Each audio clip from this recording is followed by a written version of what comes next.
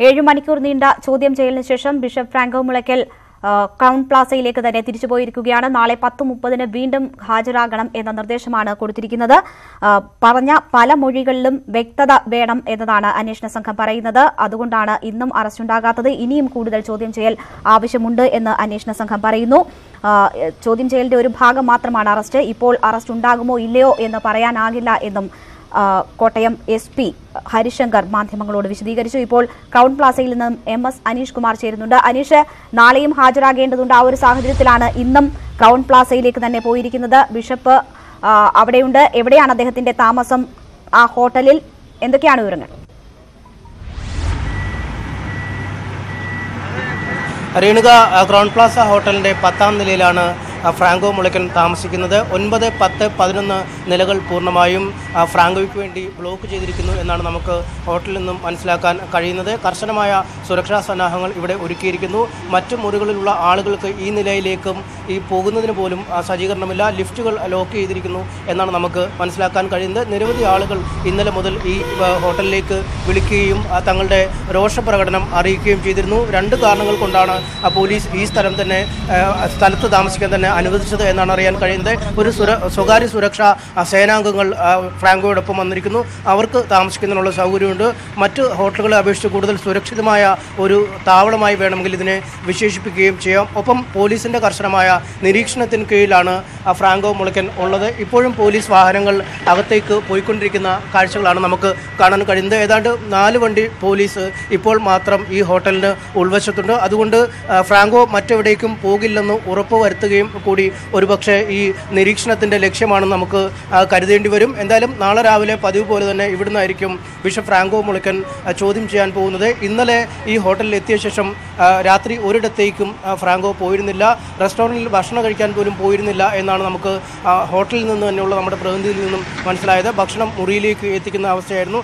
ഇന്നും അതുപോലെ തന്നെയായിരിക്കും കാര്യങ്ങളെന്നാണ് മനസ്സിലാക്കാൻ കഴിയുന്നത്. എന്തായാലും അല്പസമയത്തിനകം ഒരുപക്ഷെ അഭിഭാഷക സംഘം അടക്കമുള്ളവർ ഫ്രാങ്കോയുമായി ഇവിടെ വെച്ച് കൂടിക്കാഴ്ച നടത്തുന്നതിനുള്ള സാധ്യതകളും ഉണ്ട്. രേണുക, ശരി, തുടരുക അനീഷ്. ഇപ്പോൾ ശ്രീനാഥ് വീണ്ടും ചേരുകയാണ്. ശ്രീനാഥ്, ഇന്നലെ 7 മണിക്കൂറും 20 മിനിറ്റും ചോദ്യം ചെയ്തു. ഇന്ന് ഏതാണ്ട് 7.5 മണിക്കൂറോളം ചോദ്യം ചെയ്യൽ നീണ്ടുനിന്നു. അതിനുശേഷവും പല വ്യക്തതക്കുറവും ഉണ്ട് എന്ന് പോലീസ് അന്വേഷണ സംഘം വിശദീകരിക്കുകയാണ്.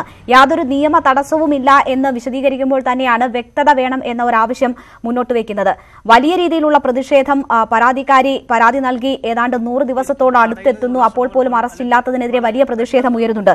ഇന്ന് മതിയായ വിശദീകരണമാണോ അന്വേഷണ സംഘം നൽകിയത് ഈ അറസ്റ്റ് എന്തുകൊണ്ടില്ല എന്നത് സംബന്ധിച്ച്?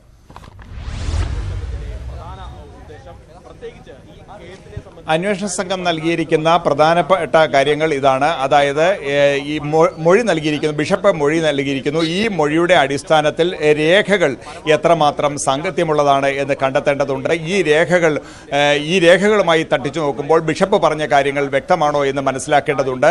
ഇക്കാര്യങ്ങൾ പരിശോധിക്കാനായി ഇന്ന് രാത്രിയിൽ തന്നെ അതിനുള്ള സംവിധാനം ഒരുക്കുകയാണ്. 3 സംഘങ്ങളായി തിരിഞ്ഞുകൊണ്ടാണ് ഈ രേഖകൾ പരിശോധിക്കുന്നത്.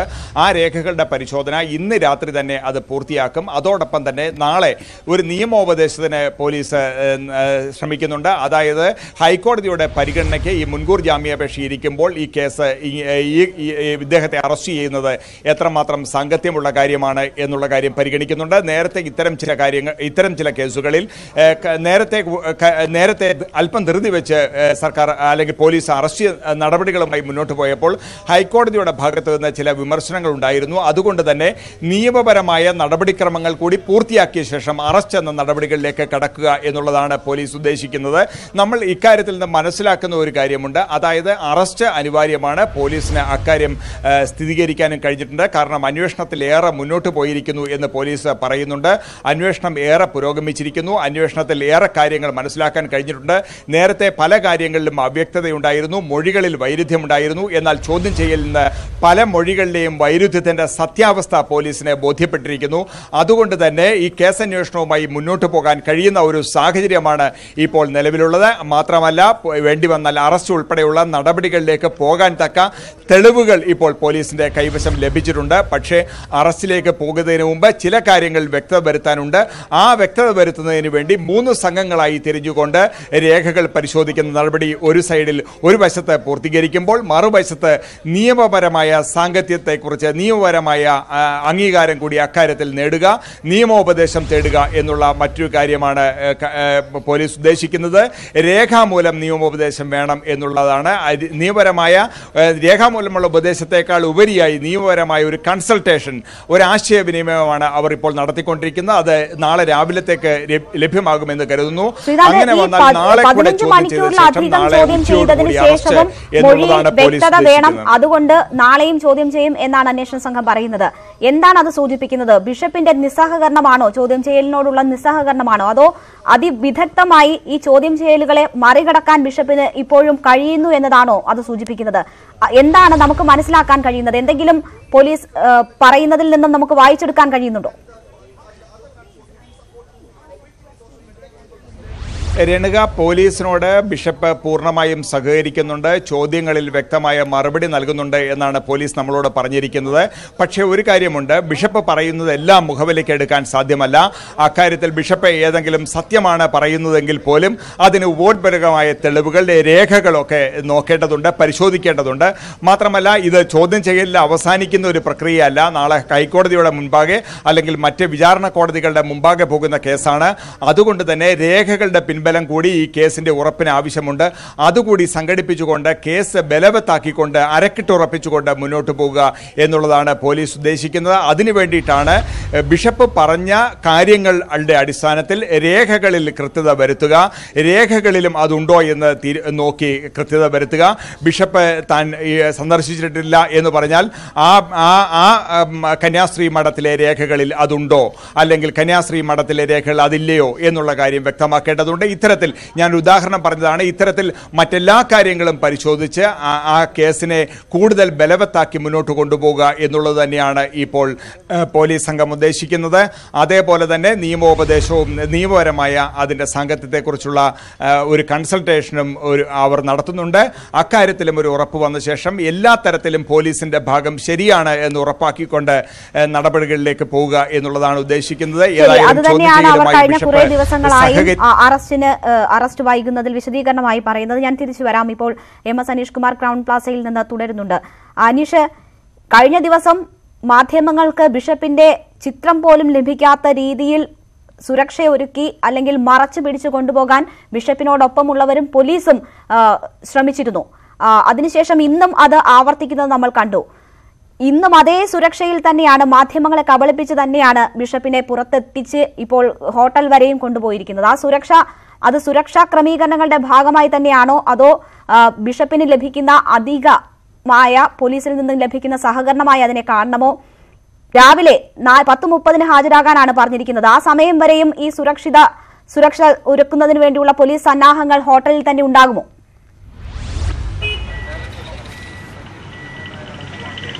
രേണുക, ഇന്ന് രാവിലെയും വളരെ സമർത്ഥമായി മാധ്യമങ്ങളെ കബളിപ്പിച്ച് എന്ന് വേണമെങ്കിൽ പറയാവുന്ന രീതിയിലാണ് ബിഷപ്പ് ഫ്രാങ്കോ മുളയ്ക്കൽ ഇവിടെ നിന്ന് പോയത്. ഇന്നലെ അദ്ദേഹം ഒരു പോളോ കാറിലാണെങ്കിൽ ഇന്നൊരു വെൻഡോ കാറിലാണ് പോയത്.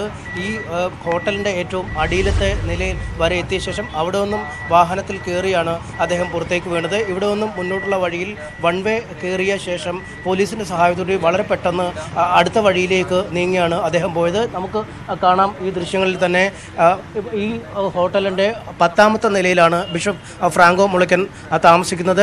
8, 9, 10, 11 നിലകൾ ഈ ബിഷപ്പ് ഫ്രാങ്കോയ്ക്ക് വേണ്ടി മാത്രം ബ്ലോക്ക് ചെയ്തിട്ടിരിക്കുന്നു എന്നാണ് നമുക്ക് ഈ ഹോട്ടലിൽ നിന്നും മനസ്സിലാക്കാൻ കഴിയുന്നത്. പോലീസിനൊപ്പം അദ്ദേഹത്തിൻ്റെ സ്വകാര്യ സുരക്ഷാ സേനാംഗങ്ങളും ഒരു നിലയിൽ കഴിയുന്നു എന്ന വിവരം തന്നെയാണ് ലഭിക്കുന്നത്. നമ്മൾ അല്പം മുമ്പ് ഫ്രാങ്കോയുടെ വാഹനം പിന്തുടർന്നപ്പോഴും സമാനമായ ചില ഭീഷണികളുടെ സ്വരത്തിലുള്ള കാര്യങ്ങൾ അവരുടെ ഭാഗത്തുനിന്നും ഉണ്ടായി. പ്രത്യേകിച്ചും വളരെ വേഗത്തിൽ വണ്ടി പോകുമ്പോൾ ബിഷപ്പിൻ്റെ വാഹനത്തിന് തൊട്ടു പിന്നാലെ പിന്നാലെ ഒരു ഇന്നോവ വാഹനത്തിലാണ് ഇവരുടെ അകമ്പടിക്കാരും സുരക്ഷാ സേനാംഗങ്ങളും ഉള്ളത്. അവർ വളരെ പെട്ടെന്ന് വാഹനം ബ്രേക്ക് ചെയ്ത് ഒരു അപകടത്തിൽ നമ്മുടെ വാഹനത്തെ അടക്കം പെടുത്തുന്ന രീതിയിലേക്കുള്ള ഒരു പ്രവർത്തനം അവരുടെ ഭാഗത്തു നിന്നും ഉണ്ടായി. ഒപ്പം പുറകെ വരുന്ന വാഹനങ്ങളുടെ ദൃശ്യങ്ങൾ പകർത്തുന്ന അടക്കമുള്ള കാര്യങ്ങളും അവരുടെ ഭാഗത്തു നിന്നും ഉണ്ടായിട്ടുണ്ട്. എന്തായാലും രണ്ട് തലത്തിലുള്ള സുരക്ഷ ഇപ്പോൾ ബിഷപ്പിന് ഈ ഹോട്ടലിൽ ലഭിക്കുന്നു. ഒന്ന് പോലീസിൻ്റെ ഭാഗത്തു നിന്നുള്ള സുരക്ഷയും മറ്റൊന്ന് ബിഷപ്പിൻ്റെ സ്വകാര്യ സേനാംഗങ്ങളുടെ സുരക്ഷയും. നമുക്കറിയാം ജലന്ധറിൽ അദ്ദേഹത്തെ ചോദ്യം ചെയ്യാനായി പോയപ്പോൾ മലയാളി മാധ്യമപ്രവർത്തകരെ അടക്കം മർദ്ദിക്കുന്നതിന് നേതൃത്വം നൽകിയ സ്വകാര്യ സുരക്ഷാ സേന ബിഷപ്പ് ഫ്രാങ്കോ മുളയ്ക്കലിനുണ്ട്. അതിൻ്റെ അംഗങ്ങൾ ഇവിടെയും എത്തിയിരിക്കുന്നു എന്നാണ് നമുക്ക് ലഭിക്കുന്ന വിവരം. എന്തായാലും പോലീസിൻ്റെ സുരക്ഷയെക്കുറിച്ച് രണ്ട് തരത്തിൽ വേണം നമുക്ക് കാര്യങ്ങൾ വിലയിരുത്താൻ.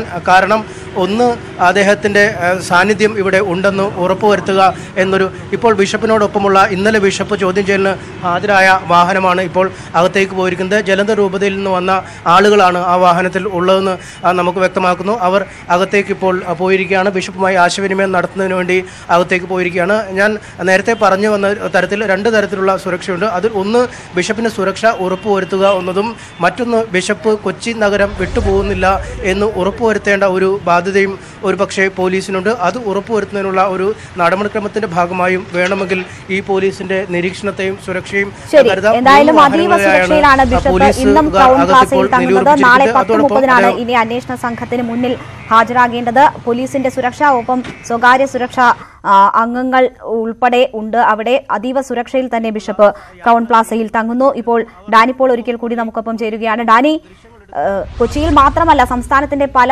ഭാഗങ്ങളിലും സമരം ശക്തമായി തുടരുക തന്നെയാണ്. ഇന്ന് അറസ്റ്റ് ഉണ്ടാകുമെന്ന് വലിയ പ്രതീക്ഷയുണ്ടായിരുന്നു. അതിനൊടുവിലാണ് ഇപ്പോൾ തെരുവിലേക്ക് പ്രതിഷേധം. ഇപ്പോഴും ആ പ്രതിഷേധം തുടരുകയാണോ അവിടെ? രേണുക, ഇപ്പോൾ പ്രതിഷേധ പ്രകടനം അവസാനിച്ചിരിക്കുന്നു. അതായത് ഇപ്പോൾ വൈകിട്ട് നടത്തിയ പന്തംകുളത്ത് പ്രകടനം ഇപ്പോൾ അവസാനിച്ചിരിക്കുന്നു. ഇപ്പോൾ ഇവിടെ വന്നവർ, സമരപന്തലിൽ ഉണ്ടായിരുന്നവർ ഇപ്പോൾ പിരിഞ്ഞു പോവുകയാണ്. ഇവിടെ ഇന്നുണ്ടായ ഒരു പൊതുവികാരം വൈകിട്ട് ഇന്ന് അറസ്റ്റ് ചെയ്യപ്പെടുമെന്നുള്ള ഒരു രീതിയിലായിരുന്നു. പ്രത്യേകിച്ച് വത്തിക്കാനിൽ നിന്ന് ചുമതലകൾ ഒഴിവാക്കി കൊണ്ടുവന്ന ബിഷപ്പ് ഫ്രാങ്കോയെ പദവിയിൽ നിന്നും ചുമതലകളിൽ നിന്നും ഒഴിവാക്കുന്നു എന്നുള്ള കത്ത് വന്നതോടുകൂടി ഇത് ഒരു മുന്നൊരുക്കങ്ങളാണ് എന്നതിന്റെ സൂചനകളിലേക്ക് പോയിരുന്നു. അതുകൊണ്ട് ഇന്ന് വൈകുന്നേരത്തോടുകൂടി സർക്കാരിന്റെ ഭാഗത്ത് നിന്ന്, അതായത് സഭയുടെ ഭാഗത്ത് നിന്ന് ഒരു ക്ലിയറൻസ് പോലെ സൂചനകൾ പോലെ തോന്നിയ ഒരു സംഭവം കത്തുമായിരുന്നു അത്. അപ്പോൾ വൈകിട്ടത്തോടുകൂടി സംസ്ഥാന സർക്കാരിന്റെ ഭാഗത്ത്, അതായത് പോലീസിന്റെ ഭാഗത്ത് നിന്ന് ഫ്രാങ്കോയ്ക്കെതിരായ നടപടികൾ ഉണ്ടാക്കുമെന്നുള്ള വിശ്വാസം ബലപ്പെട്ടിരുന്നു. അതിൽ തന്നെ അതിന്റെ ഒരു ആവേശവും ഈ സമരപന്തലിലുണ്ടായിരുന്നു കഴിഞ്ഞ ദിവസങ്ങളിൽ മുമ്പ്. പക്ഷെ ഇന്നലത്തെ ഇതിന് സമാനമായ രീതിയിലേക്ക് ഇപ്പോൾ അന്തരീക്ഷങ്ങൾ മാറിയിരിക്കുന്നു.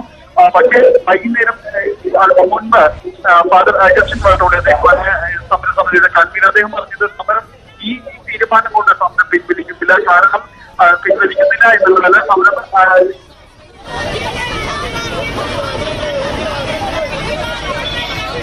തന്നെ കൂടുതൽ സമരരംഗത്തേക്ക്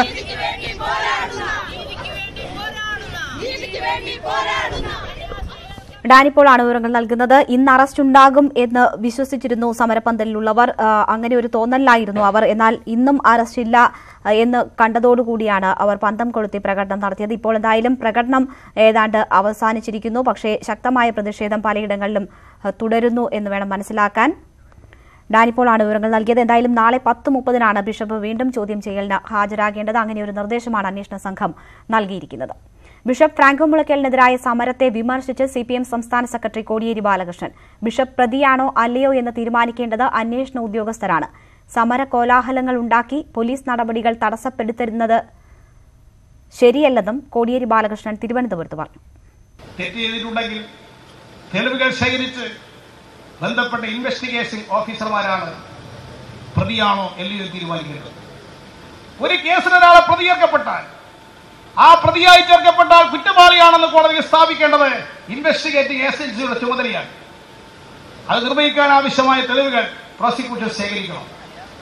ആ ശേഖരിക്കുന്നതിന് വേണ്ടി വരുന്ന കാലതാമസത്തിന്റെ പേരിൽ സംസ്ഥാന ഗവൺമെന്റിനെ പ്രതിക്കൂട്ടി നിർത്തി CPM-നെയും ഗവൺമെന്റിനെയും ആക്രമിക്കാൻ അവസരം പാർത്തിരിക്കുന്ന ചില ആളുകൾ ഇവർ രംഗത്ത് വന്നിരിക്കുകയാണ്. ഏത് ആളായാലും അവരുടെ പേരിൽ ഉന്നയിക്കപ്പെട്ട പ്രശ്നം അത് പരിശോധിച്ച് നിലപാടെടുക്കുക എന്നതാണ് സംസ്ഥാന ഗവൺമെന്റ് സമീപനം. കെപിസിസിയുടെ പുതിയ ഭാരവാഹികളെ സ്വാഗതം ചെയ്ത നേതാക്കൾ നല്ല ടീമിനെയാണ് ഹൈക്കമാൻഡ് തെരഞ്ഞെടുത്തിരിക്കുന്നതെന്ന് മുല്ലപ്പള്ളി രാമചന്ദ്രൻ പറഞ്ഞു. പുനഃസംഘടനയിൽ അതൃപ്തിയുണ്ടെന്ന വാർത്തകൾ കെ സുധാകരൻ തള്ളിക്കളഞ്ഞു. വ്യക്തമായ പദ്ധതിയുടെ അടിസ്ഥാനത്തിൽ മുന്നോട്ടു പോകുമെന്ന് വ്യക്തമാക്കിയ നിയുക്ത കെപിസിസി പ്രസിഡന്റ് മുല്ലപ്പള്ളി രാമചന്ദ്രൻ പുതിയ ചുമതല നൽകിയതിൽ സന്തോഷമുണ്ടെന്നും ന്യൂസ് 18നോട് പറഞ്ഞു. തികച്ചും അഭിമാനത്തോടു കൂടിയാണ് ഒരു കോൺഗ്രസ് പ്രവർത്തകരുടെ രൂപത്തിൽ ഞാൻ ഈ സ്ഥാനലബ്ധിയെ കാണുന്നത്. നല്ല ടീമിനെ തന്നെയാണ് ഓൾ ഇന്ത്യ കോൺഗ്രസ് കമ്മിറ്റി അധ്യക്ഷൻ നിയോഗിച്ചിരിക്കുന്ന കാര്യത്തിൽ സംശയമില്ല. ഒരു ടീമായിട്ട് ഞങ്ങൾ മുന്നോട്ട് പോകും. എല്ലാ തരത്തിലും തികഞ്ഞ ഐക്യത്തോടു കൂടി തന്നെ പ്രവർത്തിക്കാൻ സാധിക്കുമെന്ന എനിക്ക് വിശ്വാസമുണ്ട്. കെപിസിസി പുനഃസംഘടന ഉടനെ ഉണ്ടാകുമെന്ന സൂചനയും മുല്ലപ്പള്ളി നൽകി. അതൃപ്തിയുണ്ടെന്ന വാർത്തകൾ തള്ളിക്കളഞ്ഞ കെ സുധാകരൻ വർക്കിംഗ് പ്രസിഡന്റ് സ്ഥാനം ഏറ്റെടുക്കുമെന്നും വ്യക്തമാക്കി. ഈ പ്രഖ്യാപനവും തീരുമാനവും ഞാൻ ശിരസാ വഹിക്കുന്നു. ആ ഉത്തരവാദിത്വം ഏറ്റെടുത്തുകൊണ്ട് മുൻപോട്ട് പോകാൻ പാർട്ടിയുടെ സഹപ്രവർത്തകന്മാരെ ഞാൻ ആഹ്വാനം ചെയ്യുന്നു. പാർലമെന്റ് തെരഞ്ഞെടുപ്പിലടക്കം പാർട്ടിക്ക് ശക്തി പകരുന്ന നേതൃത്വത്തെയാണ് തെരഞ്ഞെടുത്തിരിക്കുന്നതെന്ന് നിയുക്ത UDF കൺവീനർ ബെന്നി ബെഹനാനും പ്രതികരിച്ചു. കോൺഗ്രസ് പാർട്ടിക്ക് വളരെ ശക്തി പകരാൻ പറ്റുന്ന തരത്തിലുള്ള നേതൃത്വമാണ് AICC തീരുമാനിച്ചിരിക്കുന്നത്. UDFനെ ശക്തിപ്പെടുത്തുക എന്ന ഉത്തരവാദിത്തമാണ് എന്നിൽ അപ്രമായിരിക്കുന്നത്. വർക്കിംഗ് പ്രസിഡന്റായി തെരഞ്ഞെടുത്തതിൽ MI ഷാനവാസ് സംതൃപ്തി പ്രകടിപ്പിച്ചപ്പോൾ ഗ്രൂപ്പ് നോക്കി സ്ഥാനങ്ങൾ നൽകുന്നത് അവസാനിച്ചതാണ് ഇപ്പോഴത്തെ നിയമനങ്ങളുടെ പ്രധാന ഗുണമെന്ന് കെ മുരളീധരൻ പ്രതികരിച്ചു. സാമുദായികമായിട്ടുള്ള ബാലൻസിങ് നോക്കണം, പ്രാദേശികമായിട്ടുള്ള ബാലൻസിങ് നോക്കണം. അങ്ങനെയൊക്കെ നോക്കുമ്പോൾ ഒരുപക്ഷെ യോഗ്യതയുള്ള ചിലർ വിട്ടുപോയിട്ടുണ്ടാവും എന്ന് വിചാരിച്ചിട്ട് അവരുടെയൊക്കെ സേവനം പാർട്ടി പ്രയോജനപ്പെടുത്താതിരിക്കില്ല. പുതിയ നേതൃത്വത്തിന് കീഴിൽ കോൺഗ്രസ് ഒറ്റക്കെട്ടായി പ്രവർത്തിക്കുമെന്നായിരുന്നു AICC ജനറൽ സെക്രട്ടറി ഉമ്മൻചാണ്ടിയുടെ പ്രതികരണം. ടീമിനെ ശ്രീ മുല്ലപ്പള്ളി രാമചന്ദ്രൻ നയിക്കും, അതിനോട് എല്ലാവരും സഹകരിക്കും. പുതിയ പരീക്ഷണം വിജയകരമാകുമെന്ന് MM ഹസനും പ്രതീക്ഷ പ്രകടിപ്പിച്ചു. പാരമ്പര്യമുള്ള നേതാവാണ്. ഊർജ്ജസ്വലമായി തന്നെ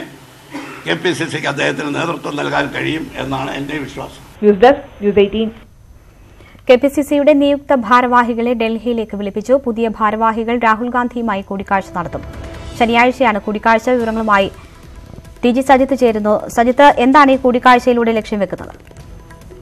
രേണുക, നാളെ വൈകിട്ട് തന്നെ സംസ്ഥാനത്ത് നിന്നും ഭാരവാഹികൾ ഡൽഹിക്ക് തിരിക്കും. നാളെ കഴിഞ്ഞാണ് രാഹുൽ ഗാന്ധിയുമായുള്ള കൂടിക്കാഴ്ച നിശ്ചയിച്ചിരിക്കുന്നത്. ഇതിനുശേഷം മാത്രമേ ഇവരുടെ കേരളത്തിൽ ചുമതലയേൽക്കുക അടക്കമുള്ള കാര്യങ്ങളിലേക്ക് കടക്കുകയുള്ളൂ. പുതിയ ഭാരവാഹികളെ നിശ്ചയിച്ചതിന് ശേഷം രാഹുൽ ഗാന്ധി നേരിട്ട് ഇവരെ വിളിച്ച് എന്താണ് താൻ സംസ്ഥാനത്തെ സംഘടനയിൽ നിന്നും ലക്ഷ്യമിടുന്നതെന്നടക്കമുള്ള പുതിയ മാറ്റങ്ങൾ സംബന്ധിച്ചുള്ള കൃത്യമായ ആശയവിനിമയത്തിലാണ് ലക്ഷ്യമിടുന്നതെന്നാണ് മനസ്സിലാക്കുന്നത്. ഒപ്പം തന്നെ വരുന്ന ലോക്സഭാ തെരഞ്ഞെടുപ്പിന്റെ ഒരുക്കങ്ങളടക്കം ചർച്ചയാവും. സംസ്ഥാനത്ത് ആദ്യമായി ഒരു പ്രചരണ സമിതി കൺവീനറെ നിയോഗിച്ചിട്ടുണ്ട്. കെ മുരളീധരനാണ് ആ സമിതിയുടെ കൺവീനർ. കെ മുരളീധരനെയും ചർച്ചകൾക്ക് വേണ്ടി ഡൽഹിക്ക് വിളിപ്പിച്ചിട്ടുണ്ട്. സംസ്ഥാനത്തെ പ്രചരണ പരിപാടികളും ഒപ്പം തന്നെ പ്രതിപക്ഷത്തെയും CPM-നെയും BJP-യെയും നേരിടുന്നതിന് വേണ്ടിയുള്ള തെരഞ്ഞെടുപ്പ് തന്ത്രങ്ങൾക്കുള്ള ആസൂത്രണവും അതിന്റെ പ്രാഥമിക ചർച്ചകളും ഡൽഹിയിൽ നടക്കും. TG സജിത്താണ് വിവരങ്ങൾ നൽകിയത്.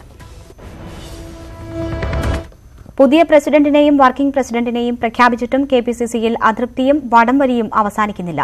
മുല്ലപ്പള്ളി പുതിയ ഭാരവാഹികളെ പ്രഖ്യാപിക്കുമ്പോൾ ഗ്രൂപ്പ് പരിഗണന ഉറപ്പാക്കാനാണ് പടയൊരുക്കം. I ഗ്രൂപ്പിന്റെ നേതൃസ്ഥാനത്ത് കെ സുധാകരനെയും A ഗ്രൂപ്പിന്റെ നേതൃസ്ഥാനത്ത് ബെന്നി ബെഹനാനെയും അവരോധിക്കുന്നത് കൂടിയാണ് ഈ പുനഃസംഘടന.